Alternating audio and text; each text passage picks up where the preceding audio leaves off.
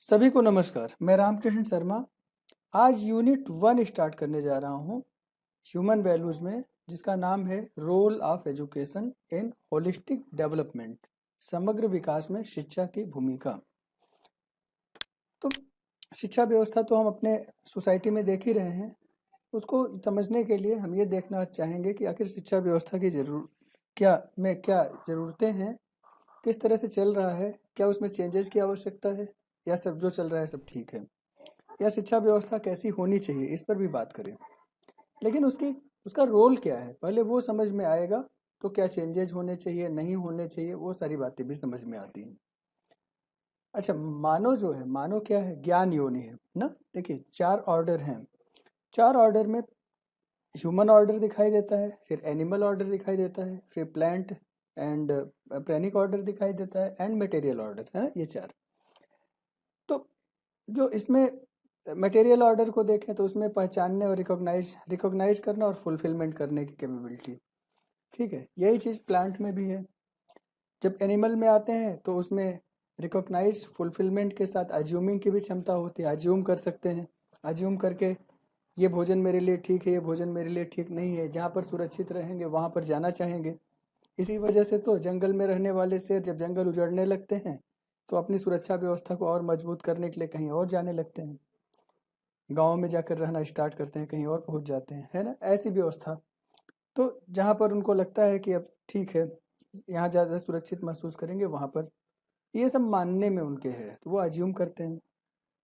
लेकिन अगर ह्यूमन को देखने जाएं तो ह्यूमन में रिकॉग्नाइज करना, फुलफिलमेंट करना, अज्यूम करना और इसके अलावा नोविंग की भी क्षमता होती है। वो चीज़ों को जान सकते हैं, हर सिचुएशन में जानकर उसके अकॉर्डिंग कार्य कर सकते हैं। तो ये जो जानने की क्षमता है, ये कैसे होती है, मतलब कोई भी सिचुएशन मनुष्य के सामने आती है तो उस सिचुएशन में वो क्या करता है, वो अपने अंदर कुछ एनालिसिस चलाता है, अपने विचारों में देखता है, कुछ डिसीजन लेता है, फिर उसके अकॉर्डिंग कार्य करता है।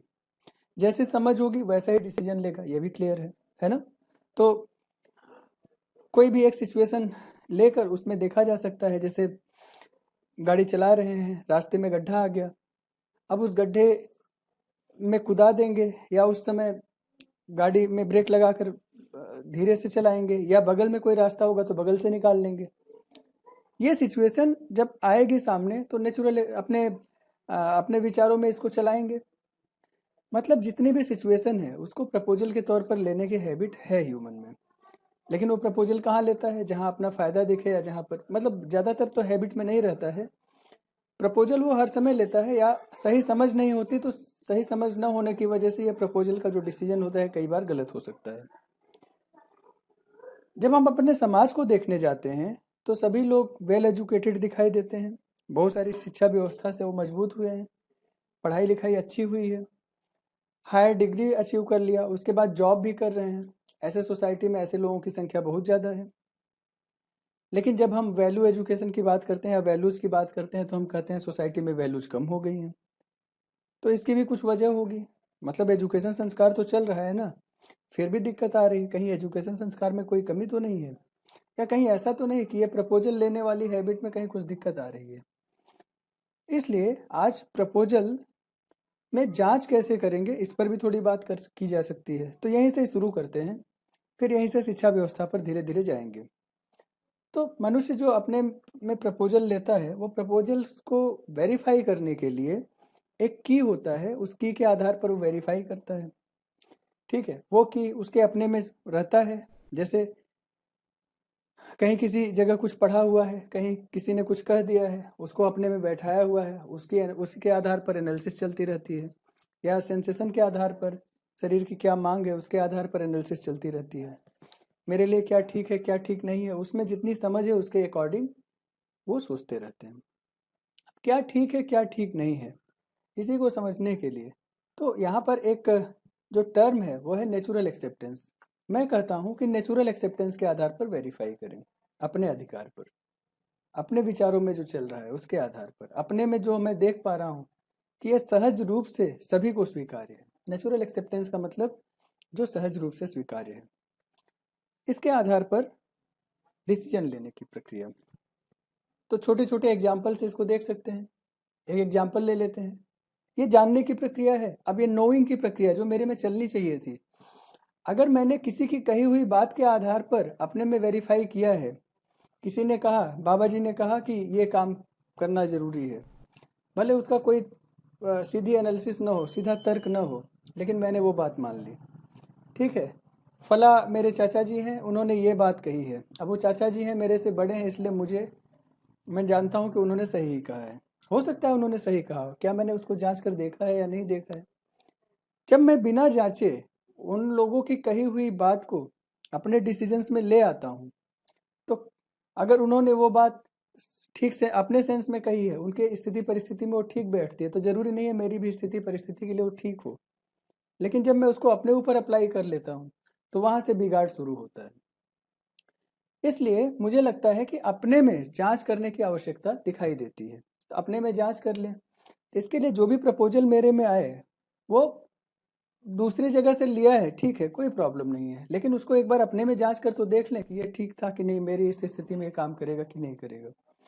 ये जो दूसरों से सुन लेते हैं, इसका मतलब ये है कि अभी जांचने की प्रक्रिया मेरे में अपने से स्टार्ट नहीं हुई है, बल्कि अभी भी दूसरों के आधार पर ही जांचने की प्रक्रिया चल रही है। तो फिर मेरी नोविंग का क्या? भाई मैं तो पशु से अच्छा हूं ना, मैं मानव हूं, तो मेरी नोविंग का क्या? मैं जानने की प्रक्रिया कब स्टार्ट करूंगा? कि मैं दूसरों से सुनता रहूंगा और उनकी बात मानता जाऊंगा? चाचा जी बड़े हैं, मैं कब बड़ा होऊंगा? मेरी समझ कब बढ़ेगी? मैं कब जिम्मेदार समझदार होऊंगा? इसलिए मुझे लगता है कि अब अपने में भी जांचने की प्रक्रिया स्टार्ट कर देनी चाहिए। मैं अगर सहज स्वीकृति की बात करूं, तो जो सभी के लिए एक्सेप्टेबल हो, उसको अपनी जांच की प्रक्रिया में आधार बनाना चाहिए। सहज स्वीकृति के आधार पर जांच करनी चाहिए। और सहज स्वीकृति क्या है, उसको एक एग्जाम्पल से देख लेते हैं। मान लीजिए जो प्रपोजल है वो क्या है, कि क्या करना है, क्या करना है। अब ये भी, इस पर भी डिसीजन लेना है, फिर क्यों करना है या कैसे करना है, इस पर भी डिसीजन लेना है। तो क्या करना है? भोजन करना है। क्यों करना है? भूख लगी हुई है, ठीक बात है, बड़ी अच्छी बात है। तो भूख लगी है इसलिए भोजन करना है। तो एक चीज क्लियर हो गया कि ये करना है। ये करना है वाला जो पोर्शन है, उसमें भी बहुत सारी बार पता नहीं रहता ये करना है या नहीं करना है, या ये पता ही, ये बताया ही नहीं जाता, या अपने में चलता ही नहीं कि ये करना है, लेकिन कैसे करना है वाले पे जल्दी पहुंच जाते हैं। जैसे कभी कभी जो बच्चे हैं इंजीनियरिंग कॉलेज में एजुकेट होने जाते हैं, तो वहाँ पर रैगिंग के दौरान बहुत सारी नई नई चीज़ें सीखते हैं। रैगिंग या इंट्रोडक्शन या आपस में इंटरेक्शन के दौरान नई नई चीज़ें, नए नए एडजेक्टिव वाले वर्ड्स सीख लेते हैं। उसकी ज़रूरत है कि नहीं, मतलब वो करना है कि नहीं करना है, इस पर ध्यान नहीं जाता है, लेकिन कैसे करना है उसके नए नए तरीके खोज लेते हैं। एक दूसरे के साथ जिस लैंग्वेज में बात करते हैं, वो लैंग्वेज में भी वो नए नए तरीके खोज लेते हैं। ये जो नए तरीके खोज लेते हैं या नए तरीके से आपस में एक दूसरे से बात करते हैं, उसमें ये करना था कि नहीं इस पर विचार नहीं किया, लेकिन ये कैसे करना है इस पर विचार हो रहा है। लेकिन जब प्रक्रिया को देखने जाएंगे, तो क्या करना है उसके बाद कैसे करना है, तो क्या करना है पहले आएगा और कैसे करना है उसके बाद आएगा। तो क्या करना है पहले डिसाइड हो जाए। ठीक है, बहुत सारी बार लोगों को भूख नहीं लगती, फिर भी उनको कुछ खाना है, तो कैसे खाना है उसके लिए वो सोच विचार कर लेते हैं, आज वहाँ चलेंगे, आज वहाँ चलेंगे। ठीक है, और फिर उसके बाद भोजन की ज़रूरत है कि नहीं इस पर विचार नहीं किया है, लेकिन अच्छा अच्छा भोजन कहीं करने का मन कर रहा है, चलो कुछ टेस्ट के हिसाब से अपने कराते हैं। ये सारे अलग अलग एग्जाम्पल्स इसमें हैं। फिर भी मैं भोजन का एग्जाम्पल ले रहा हूँ, तो पहला क्वेश्चन यही आएगा, क्या करना है? तो भोजन करना है। क्यों करना है? क्योंकि भूख लगी हुई है। ठीक है, अब भूख अगर नहीं लगी होती तो भोजन नहीं करते, क्योंकि हमारे जो स्टमक में कुछ भोजन के लिए जगह होती है और बाकी की जगह उसको पचने के लिए जो एंजाइम्स होते हैं, जूस होते हैं, वो भोजन को पचाने में हेल्प करते हैं। तो आधा पेट भोजन करना है, आधा पेट तो खाली भी रखना है, उचित मात्रा में इसको कहते हैं भोजन करना, है ना। खैर, तो ये डिसाइड हो गया कि भोजन करना है, भूख लगी है, तो एक डिसीजन हमें हमें ये पता चल गया। अब दूसरा है कैसे करना है। अब कैसे करना है वाले में भोजन को हम अलग अलग तरीके से कर सकते हैं। तो ये क्लियर हो गया कि भोजन को हम घर पे बना कर सकते हैं या बाहर खा सकते हैं, अलग अलग तरीके हो सकते हैं। तो फिर से प्रपोजल आया कि बाहर भोजन करना है या घर पर करना है, या भोजन कहाँ करना है। ठीक है, तो क्या करना है, बाहर जाना है या घर पे रहना है? तब इसमें फिर अपने में एनालिसिस चलती है। ये जो सबके लिए सहज स्वीकार है उसकी बात कर रहे हैं। तो सबके लिए सहज स्वीकार्य क्या है कि भोजन घर में कर लेते हैं, क्योंकि बाहर पता नहीं क्या क्या उसमें मिला देंगे, वो मेरे शरीर के लिए ठीक होगा कि नहीं होगा। तो जो मेरे शरीर के लिए ठीक होगा वो भोजन करेंगे, जो मेरे शरीर के लिए ठीक नहीं होगा वो भोजन करने का बहुत मतलब दिखाई नहीं देता है। इसलिए मेरा सहज स्वीकृति जो सबकी तरफ से होगा। अगर किसी से भी ये क्वेश्चन पूछेंगे कि शरीर के अर्थ में भोजन करना है या नहीं, तो आंसर आएगा शरीर के अर्थ में ही भोजन करना है। एक प्रपोजल ये भी है कि भोजन क्यों करना, भोजन कैसा करना है, तो जो शरीर के पोषण के अर्थ में हो ऐसा भोजन करना है। तो शरीर के पोषण के अर्थ में क्या है, अब ये भी डिसाइड कर सकते हैं।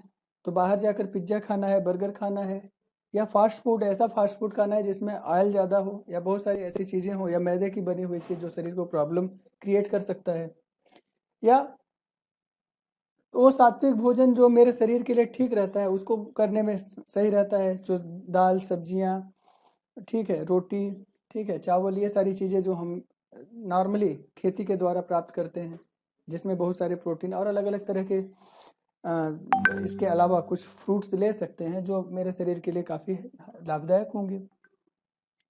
तो ये डिसीजन भी यहाँ पर होता है। तो प्रपोजल जो ले रहे हैं वो प्रपोजल लेने की पहले हैबिट हो, क्योंकि वो हैबिट नहीं होती इसलिए क्या करना है वाला पोर्शन एकदम से छूट जाता है, और कैसे करना वाले में अपने इंद्रियों के आधार पर, क्योंकि मेरी जीभ को पिज्ज़ा अच्छा लगता है इसलिए मैं पिज्ज़ा खाऊंगा, वो मेरे शरीर के लिए अच्छा है या खराब है इस पर ध्यान नहीं जाता है। लेकिन अगर सबसे पूछिए कि सहज स्वीकार्य क्या है, तो सहज स्वीकार्य तो यही दिखाई देता है कि मेरे शरीर के पोषण के अर्थ में। और किसी से भी बात करिए कि नहीं भाई मैं पिज्ज़ा खाता हूँ, 2-4 दिन की ज़िंदगी है उसके बाद, तो 4 दिन की ज़िंदगी है इसका मतलब ये ध्यान में चल रहा है कि अभी भी पिज्ज़ा खाकर भी शरीर का पोषण कर हो रहा है थोड़ा बहुत, है ना। तो शरीर के पोषण के अर्थ में तब भी खा रहे हैं। अब ये भी कुछ लोग कह सकते हैं कि नहीं जो मेरे टेस्ट के लिए अच्छा होगा, भाई शरबत में कोल्ड ड्रिंक में लोग पॉइजन मिला के न पी लें, इस तरह से भी है ना, ये थोड़ी वो कर लेंगे। इसका मतलब प्रपोजल तो चल ही रहा है अपने में, लेकिन ध्यान बना हुआ है, ध्यान बना हुआ है कि मेरे शरीर के लिए क्या ठीक है क्या ठीक नहीं है, इस पर बिल्कुल ध्यान बना है। फिर भी इंद्रियों की तरफ भाग रहे हैं, जो मेरा टेस्ट कह रहा है उसके आधार पर भाग रहे हैं, सहज स्वीकृति के आधार पर नहीं जा रहे हैं। या किसी ने कह दिया है कि फला रेस्टोरेंट में, या किसी ने कह दिया है कि फला रेस्टोरेंट में भोजन अच्छा मिलता है या वो बहुत टेस्टी बनाता है, तो हम उसके आधार पर वहाँ चले जाते हैं, हम भोजन करके आते हैं, महंगा खाना खाते हैं, फिर वो अगले दिन आते हैं तो पता चला कि मेरे शरीर को नुकसान कर रहा है। हम तरह तरह के रोगों से अपने घर में ग्रसित रहते हैं, हमको ये अनुमान ही नहीं लग पाता वो रोग आ कहाँ से रहे हैं। घर में खाना खाने की वजह से आ रहा है, बाहर खाना खाने की वजह से, या किसी और तरीके से आ रहा है, और उसके लिए हम तरह तरह के रेमेडीज ढूंढते रहते हैं, लेकिन हम पता ही नहीं कर पाते कि हमारे भोजन की में कोई प्रॉब्लम थी जिसकी वजह से ये हो रहा है। इसलिए मुझे ऐसा लगता है कि अपने में जांचने की व्यवस्था मजबूत करनी पड़ेगी। तो सबसे पहले तो यही है कि प्रस्ताव लें, उसको मानना नहीं है, किसी के कहने के आधार पर ना माने, स्वयं के आधार पर जांच करें, क्योंकि हम मनुष्य हैं, और जो मनुष्य हैं वो अपने आधार पर जांच करके देखने की हैबिट उनकी होनी चाहिए। अदरवाइज पशु भी मान लेते हैं कि ये मेरे लिए ठीक है, उसको भोजन वो ग्रहण कर लेते हैं, या यहाँ पर रहना उनके लिए सुरक्षित है वहाँ पर रह लेते हैं। और कभी कभी तो मैं देखता हूँ तो मुझे लगता है कि मानव से पशु ज़्यादा ठीक है, क्योंकि उनको जो पता है कि इससे उनके शरीर का पोषण होना है वही भोजन करते हैं, उसके अलावा कोई भोजन भी नहीं करते। और हम लोग जो शरीर के पोषण के अर्थ में नहीं है उसमें भी अलग अलग वैरायटी खोजते रहते हैं। इसलिए मुझे लगता है कि मुझे प्रपोजल लेने की हैबिट डालनी चाहिए। तो जो भी कहा जा रहा है, जो भी मेरे सामने सिचुएशन आ रही है वो एक प्रपोजल है, उसको अपने नेचुरल एक्सेप्टेंस के आधार पर अपने में वेरीफाई करके देखें, स्वयं के अधिकार पर अपने विचारों में उसको चलाकर उसके आधार पर वेरीफाई करें। तो अलग अलग तरह के और एग्जाम्पल्स इसमें लिए जा सकते हैं। तो भोजन सबसे अच्छा एग्जाम्पल होता है इसके आधार पर। इस तरह से किस तरह के घर में रहना है, तो हवादार होना चाहिए घर, या चारों तरफ से पैक्ड कर लेंगे, ठीक है। फिर किस तरह का कपड़ा पहनना है, तो कपड़े में जो मेरे शरीर के लिए ठीक रहे। अब उसके आधार पर अलग अलग तरह के क्वेश्चंस अपने में, तो ये प्रक्रिया मेरे में स्टार्ट हो जाए, इसके लिए प्रयास करने की आवश्यकता है। और मैं जब देखने जाता हूँ तो मेरे विचारों में हर क्षण एक प्रपोजल चलता रहता है। हर एक सिचुएशन में मैं हर क्षण किसी न किसी के साथ जी रहा हूँ, अपने साथ भी जी रहा हूँ मैं। तो मैं अपने लिए या दूसरे के लिए मैं उस तरह की चीज़ों को ध्यान में दे सकता हूँ कि मुझे मेरा रूटीन कैसा हो, तो रूटीन ऐसा हो जो मेरे शरीर के लिए लाभदायक हो। सुबह जल्दी उठ जाना, ठीक है, हल्का नाश्ता करना, दोपहर में भोजन करना, फिर शाम तक थोड़ा रेस्ट या काम धाम करके फिर शाम को फिर हल्का नाश्ता लेना, पूजा पाठ करने के बाद तुरंत भोजन कर लेना, रात में जल्दी सो जाना, सवेरे जल्दी उठना। इस तरह का एक रूटीन बना सकते हैं। ठीक है, थोड़ी एक्सरसाइज करना, ऐसा काम करना जिसमें परिश्रम हो ना, स्वेटिंग हो, पसीना आए, इससे शरीर के बहुत सारे रोग बाहर हो जाते हैं। अलग अलग तरह की चीज़ें कर सकते हैं तो रूटीन में, ठीक है। या अपने स्वास्थ्य के आधार के स्वास्थ्य के बारे में सोचते हुए कुछ अच्छा किया जा सकता है। तो नेचुरल एक्सेप्टेंस तो यही करता है, कहता है कि शरीर स्वस्थ रहे। तो मेरा जो रूटीन है वो मेरे स्वास्थ्य के अर्थ में है कि नहीं है, इस पर भी ध्यान चला जाए, तो ये भी एक प्रपोजल है मेरे लिए। इस तरह से हर क्षण, जब मैं अकेले रहता हूँ तब भी, जब मैं अकेले नहीं रहता हूँ तब भी, उसको सीधे सीधे ट्रू या फॉल्स न मानकर उसको प्रपोजल के तौर पर लें और अपने अधिकारों पर नेचुरल एक्सेप्टेंस के आधार पर उसको वेरीफाई करें, सहज स्वीकृति के आधार पर। सहज का मतलब होता है जो सब एक बार में जिसका आंसर ठीक ठीक लगे, सबके लिए एक जैसा हो और स्वीकार्य हो सबको, वो सहज स्वीकृति है। कभी कभी मेरे विचारों में जो चल रहा है वो मैं स्वीकृति और सहज स्वीकृति में अंतर नहीं कर पाऊँ, ऐसा भी हो सकता है। और ऐसी स्थिति बन सकती है कि स्वीकृति और सहज स्वीकृति में मैं अंतर न कर पाऊँ, ठीक है, लेकिन मुझे उसके लिए प्रयास तो करना ही पड़ेगा कि स्वीकृति क्या है और सहज स्वीकृति क्या है। तो जब स्वीकृति और सहज स्वीकृति के आधार को ठीक ठीक उसको डिफरेंशिएट कर पाऊंगा तो उसके आधार पर ठीक ठीक हो पाएगा। जैसे मैं एक एग्जांपल लेता हूँ, स्वीकृति क्या है, सहज स्वीकृति क्या है।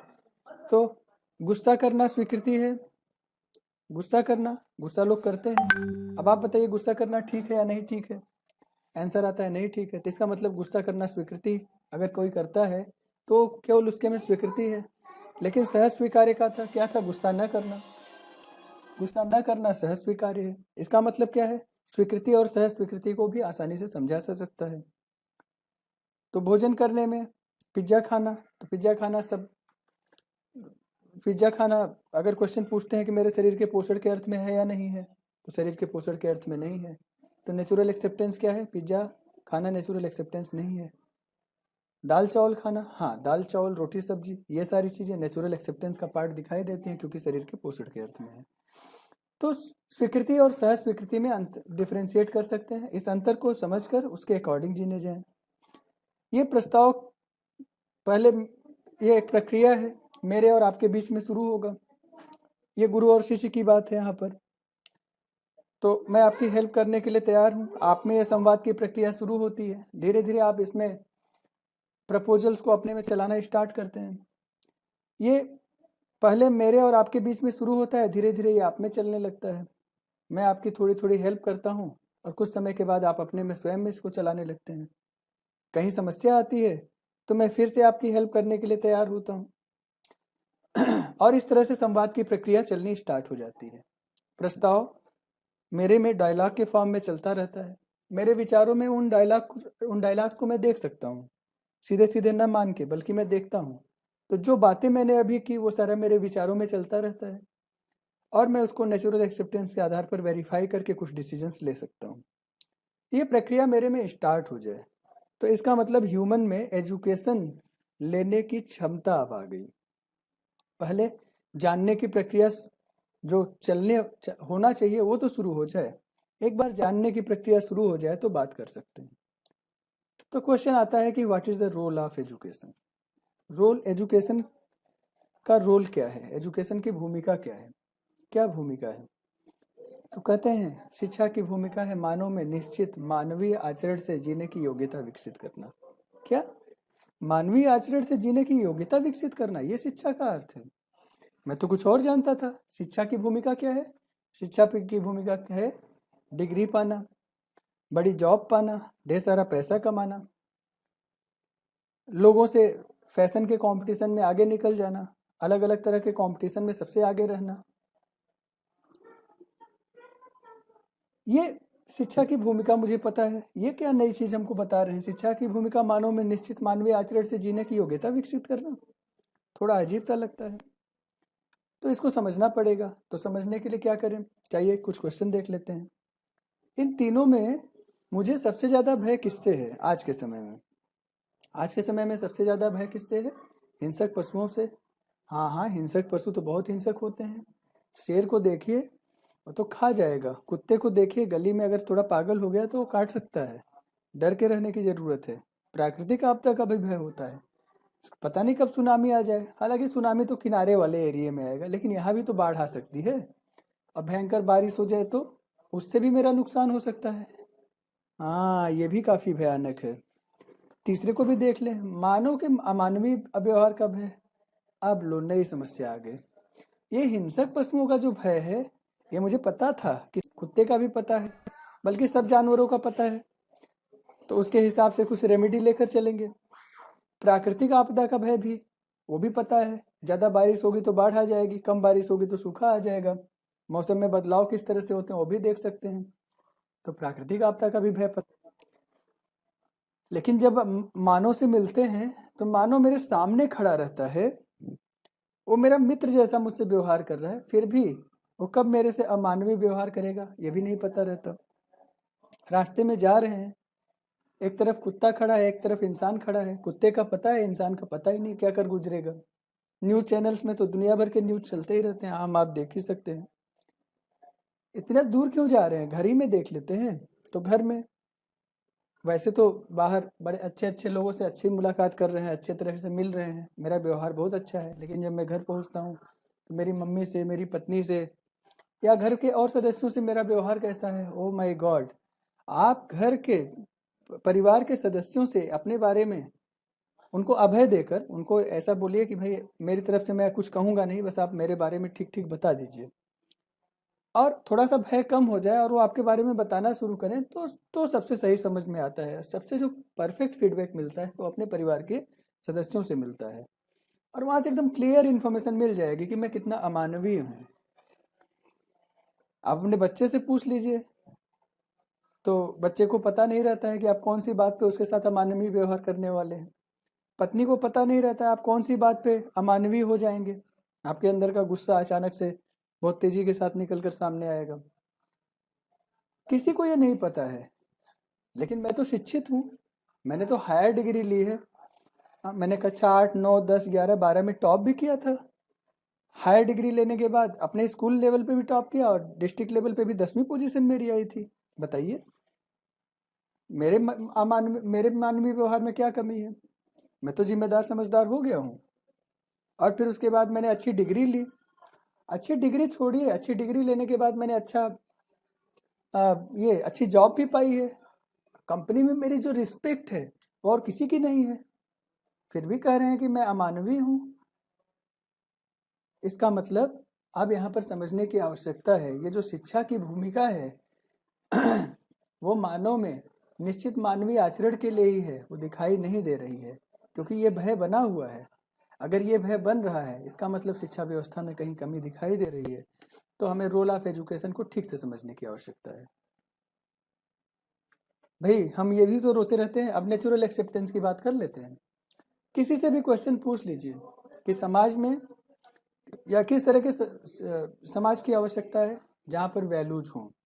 तो क्वेश्चन ये है, वैल्यूज होनी चाहिए या नहीं होनी चाहिए? सभी से पूछिए, सभी बताएंगे हाँ हाँ वैल्यूज होनी चाहिए। आज के समय में वैल्यूज गिर रही है, ठीक है क्या? तो फिर सबसे क्वेश्चन पूछिए। देखिए प्रपोजल है, तो प्रपोजल का आंसर अब अपने में आप जांच करके वैसे देख सकते हैं कि प्रपोजल का आंसर क्या आएगा। लेकिन नेचुरल एक्सेप्टेंस क्या कहता है? नेचुरल एक्सेप्टेंस कहता है कि वैल्यूज गिरना ठीक नहीं है सोसाइटी के लिए। तो जब ये मैं देख पाता हूँ, इसका मतलब ये है कि नेचुरली सबके लिए क्या एक्सेप्टेबल है। जो शिक्षा की भूमिका है वो वैल्यूज को बढ़ावा देना है, मानव में निश्चित मानवीय आचरण के साथ जीने की योग्यता डेवलप करना है। ये ठीक ठीक डेवलप हो रहा है। उसके बाद स्किल्स तो सीख ही सकते हैं जिसके सहारे मेरा जीवन यापन चल जाए। ये ठीक होने की आवश्यकता दिखाई देती है। और अगर ये ठीक हो जाता है तो आप विश्वास मानिए बहुत सारी चीज़ें ठीक हो जाएंगी। नहीं तो ये भय बना रहेगा। हिंसक पशुओं के भय या प्राकृतिक आपदा का उतना भय नहीं है, और बहुत तेज बारिश या पत्थर गिरता है तब भी लोगों को बहुत आश्चर्य आज के समय में नहीं होता है, क्योंकि मानव ने प्रकृति के साथ भी ऐसे अमानवीयता कर दी है कि ये प्राकृतिक आपदा अब कॉमन सी बात हो गई है। और इसी के अमानवीय व्यवहार की वजह से जो हिंसक पशु हैं, जो जंगल नहीं बचे, वहां से हिंसक पशुओं का भी जो आक्रांत है वो कहाँ आया है, सोसाइटी में आया है। किया तो मैंने है, किया मैंने है, किसके द्वारा? अपनी शिक्षा व्यवस्था के द्वारा। जितना मैं शिक्षित होता गया उतना मैं बिगाड़ता गया। कहीं ऐसा तो नहीं कि शिक्षा व्यवस्था एक चीज, तो शिक्षा व्यवस्था जो आज की है उससे भय घट रहा है या बढ़ रहा है, इस पर भी बात कर लें। तो साक्षरता तो बढ़ रही है, आप देखो हर स्टेट में अलग अलग तरह से साक्षरता लेवल आपको पता चलती रहती है। जैसे जैसे साक्षरता बढ़ रही है, मानव के अमानवीय व्यवहार का भी भय बढ़ता चला जा रहा है। अभी एग्जाम्पल जो मैं ले रहा था, डिग्री, जॉब, हायर स्टेटस में लोग जितना ज़्यादा हो रहे हैं वहाँ अमानवीयता ज़्यादा दिखाई देती है। क्या है इन सब की? इसके अलावा टेक्नोलॉजी भी बढ़ रही है, जो शिक्षा व्यवस्था बढ़ी टेक्नोलॉजी बढ़ी, टेक्नोलॉजी से भी बहुत सारा अमानवीयता लोग सीख रहे हैं और उसकी वजह से नई नई समस्याएं। देखिए, तो ये एजुकेशन, तो रोल ऑफ एजुकेशन क्या होना चाहिए, पहले तो ये समझ में आ गया हमको कि रोल ऑफ एजुकेशन क्या है। मानव में निश्चित मानवीय आचरण के साथ जीने की योग्यता डेवलप हो जाए। 4 जुलाई 2013 क्या हुआ भाई? 4 जुलाई 2013 को, ठीक है, ये न्यूज़पेपर में आया, ये कोर्ट ने डिसीजन दिया था। कोर्ट का डिसीजन 2011 का था। इसका ये लिंक नीचे दिया हुआ है, इस लिंक पर जाकर चीज़ों को आप चेक कर सकते हैं, ठीक है। HTTP समथिंग ये नीचे दिया हुआ है, ये आप देख सकते हैं। 1947 में कोर्ट कहता है कि 1947 में लिटरेसी रेट 12% था और 2011 में 74% हो गया। लेकिन जो वैल्यूज 1947 में थी वो बहुत तेजी से गिरी और 2011 में वैल्यूज करीब करीब खत्म होती दिखाई दी। तो सुप्रीम कोर्ट कहता है, the supreme court said today that the education system in the country has failed to achieve its objective and it has to be reformed immediately. जो एजुकेशन सिस्टम है कंट्री में, वो अपने जो ऑब्जेक्टिव था, समाज में भय न हो, समाज में लोग ठीक से रहें, सुखी रहें, समृद्ध रहें, वो ऑब्जेक्टिव फुलफिल होता दिखाई नहीं दे रहा है। इसको ठीक करने की आवश्यकता है, तुरंत ठीक करने की आवश्यकता दिखाई देती है। It is unfortunate that today education system instead of reforming the human behaviour को ठीक करने के बजाय, in our humble opinion, appears to be fail to achieve its objective, अपने ऑब्जेक्टिव को अचीव करने में फेल हो गया है। जबकि इसका जो मेन क्या था? मेन था रिफॉर्मिंग द ह्यूमन बिहेवियर, मानव व्यवहार को ठीक करना था। तो मानव व्यवहार ठीक हो नहीं पा रहा है, इसलिए एजुकेशन सिस्टम पर इतना बड़ा कमेंट था 2013 में, अब उसको ठीक करने की आवश्यकता दिखाई देती है, ऐसा सुप्रीम कोर्ट का भी कहना है। और अब मैं भी आपसे यही कह रहा हूँ, इतने सारे एग्जाम्पल्स के बाद ये समझ में आने लगा है। कुछ और चीज़ें देख लेते हैं। हमारी प्रकृति में हर इकाई में निश्चित आचरण दिखाई देता है, मानव के अलावा। कैसे? पेड़ पौधे को देखिए, पेड़ पौधे क्यों, उसके पहले एक और मटेरियल ऑर्डर भी है, पदार्थ अवस्था। पदार्थ अवस्था को देखिए, तो जैसा कंपोजिशन होगा वैसा उसका कंडक्ट होगा। कंपोजिशन मतलब क्या?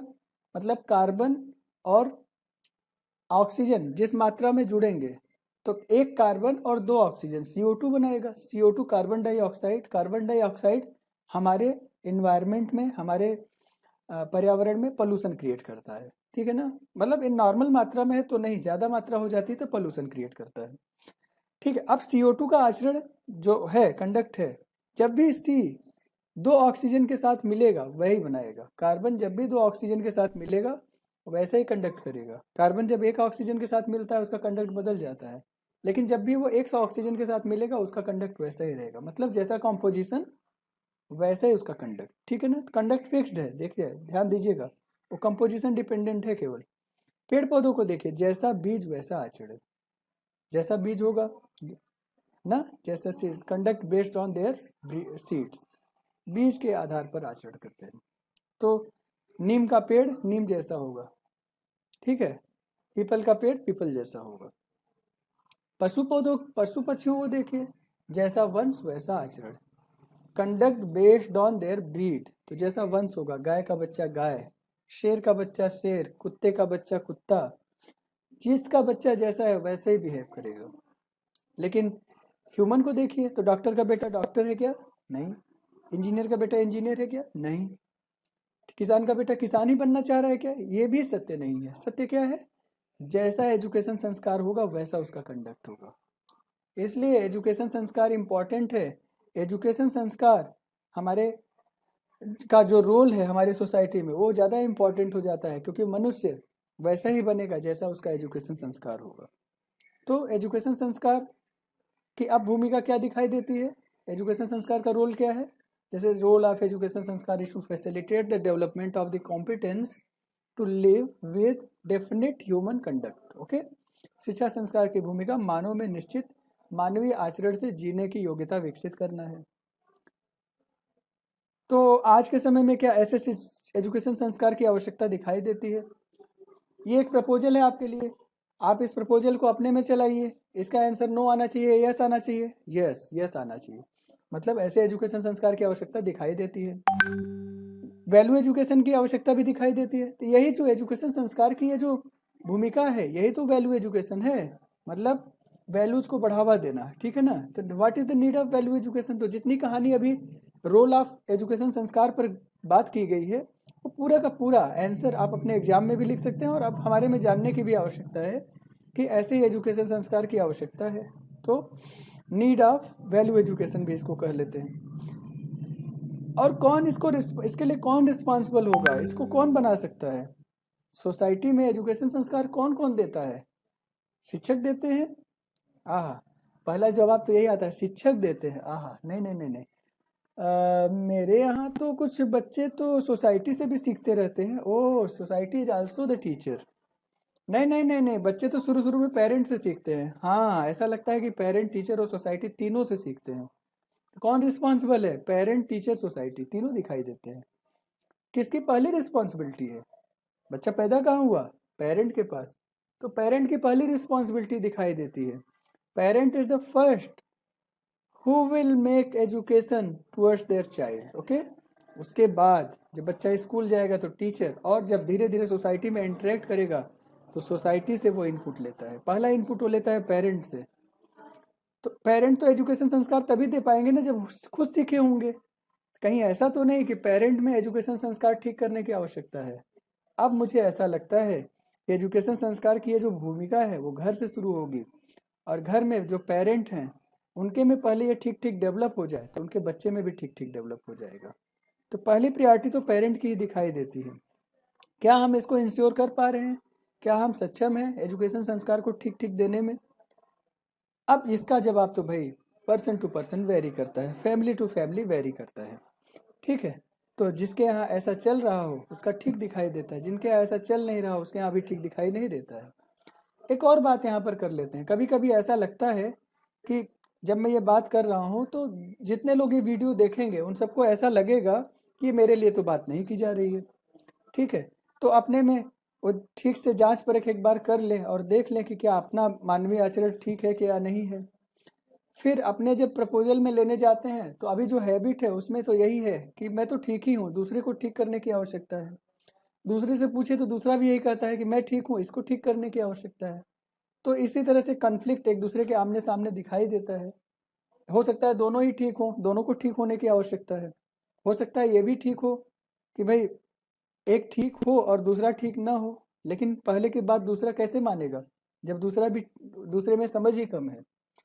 इस तरह से सोसाइटी में कॉन्फ्लिक्ट बनते हैं। इस कॉन्फ्लिक्ट की वजह से लोग सुखपूर्वक एक दूसरे के साथ जी नहीं पाते हैं, जबकि सुखपूर्वक जीने की ह्यूमन की आशा है।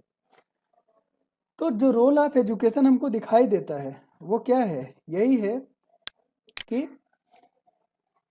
मानव में निश्चित मानवीय आचरण के साथ जीने की योग्यता डेवलप हो जाए, और मानव में निश्चित आचरण के साथ जीने की योग्यता वो पेरेंट, टीचर, सोसाइटी सब पे डिपेंड करता है। ये तो बच्चे के पॉइंट से हमने बात कर लिया, लेकिन पेरेंट, टीचर, सोसाइटी इनमें खुद से भी डेवलप करने की आवश्यकता है, तो इसके लिए ठीक ठीक काम कर पाएँ। इसलिए मुझे ऐसा लगता है कि अब जो एजुकेशन संस्कार के का रोल है या की भूमिका है उसको पहले ठीक ठीक समझ कर पेरेंट, टीचर और सोसाइटी ये तीनों ही अपने में इम्प्लीमेंट कर पाए।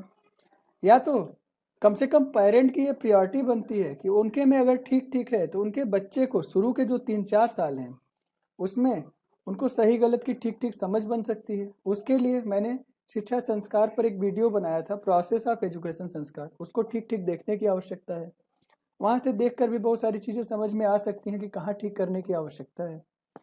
ठीक है, अगले वीडियो में हम लोग इसी शिक्षा संस्कार को थोड़ा सा आगे बढ़ाएंगे, इस पर और बात करेंगे। तो यूनिट 1 में what is the role of education sanskar और what is the need of value education, ये दोनों चीज़ें एक साथ कंप्लीट हो गई।